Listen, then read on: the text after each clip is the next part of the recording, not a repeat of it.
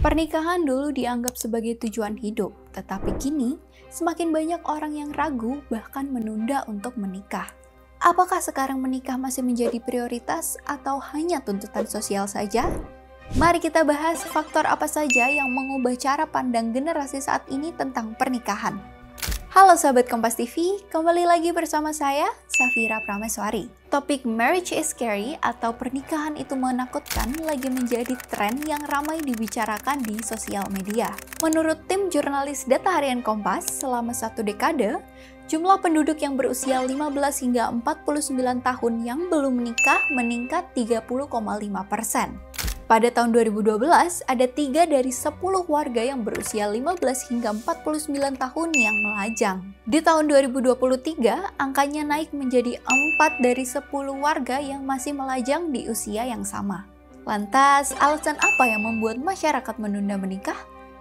Banyak warganet berbagi alasan mereka menunda pernikahan.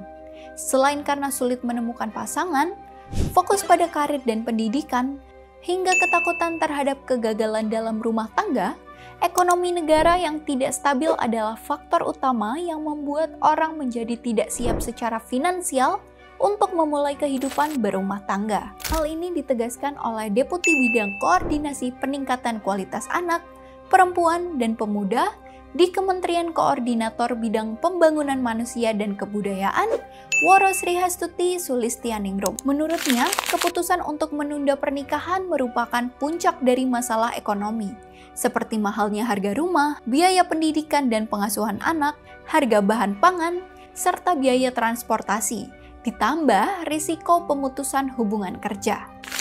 Sayangnya, dengan kenaikan harga yang tinggi, pemerintah kesulitan menyesuaikan peningkatan gaji. Selain itu, tingkat pendidikan kalangan anak muda juga semakin tinggi, sehingga mereka biasanya akan lebih melek terhadap konsekuensi yang akan dihadapi jika memutuskan untuk menikah. Contohnya adalah pertimbangan pilihan tempat tinggal setelah menikah. Ini adalah isu yang ramai dibicarakan di anak muda. Apakah mereka harus mengontrak, membeli unit apartemen, atau membeli rumah tapak tanah yang harganya semakin tinggi.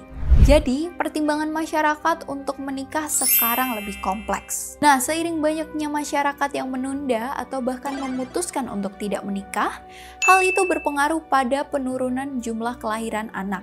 Menurut dosen Fakultas Kedokteran Universitas Airlangga, Manggala Pascawardana, usia menikah yang menua berdampak pada usia perempuan hamil yang juga menua.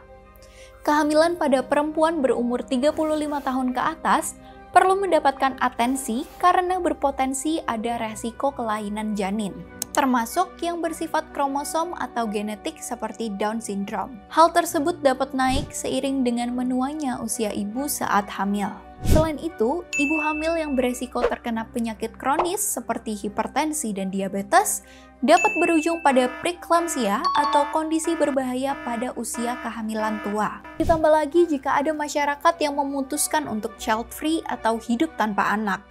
Lagi dan lagi, penyebabnya adalah tingginya biaya kebutuhan sehari-hari yang membuat jumlah pasangan mengurungkan niat memiliki anak karena tak sanggup menyediakan dana perawatan, membesarkan, dan mendidik buah hati hingga dewasa. Faktor finansial yang berkaitan dengan tingginya biaya hidup ada di posisi puncak, lalu disusul dengan alasan ingin bahagia bersama diri sendiri dan pasangan. Berdasarkan data tim jurnalis Data Harian Kompas dari Pengolahan Data Mikrososial Ekonomi Nasional, Badan Pusat Statistik, dalam 1 dekade terakhir, persentase perempuan melahirkan turun 4,2%. Semula, tahun 2012 ada 70,6% perempuan melahirkan. Angka ini turun menjadi 66,4% di tahun 2022. Hal ini juga terlihat dari menurunnya angka kelahiran total fertility rate atau TFR, yaitu turunnya rata-rata anak yang dilahirkan perempuan di masa produktifnya. Tahun 2022, TFR Indonesia mencapai angka 2,13. Angka ini menurun dibandingkan tahun 2012 yang masih menyentuh angka 2,51. Dengan demikian, TFR Indonesia diprediksi akan terus turun. Proyeksi BPS dalam laporan proyeksi penduduk Indonesia tahun 2020 hingga 2050 menunjukkan bahwa tahun 2035 TVR Indonesia akan menjadi 2,02 dan di tahun 2045 turun lagi menjadi 1,95. Peneliti Badan Riset dan Inovasi Nasional, Dewi Harvina, melihat jika penurunan jumlah kelahiran terus terjadi, dampak jangka panjangnya adalah peningkatan jumlah penduduk lanjut atau lansia.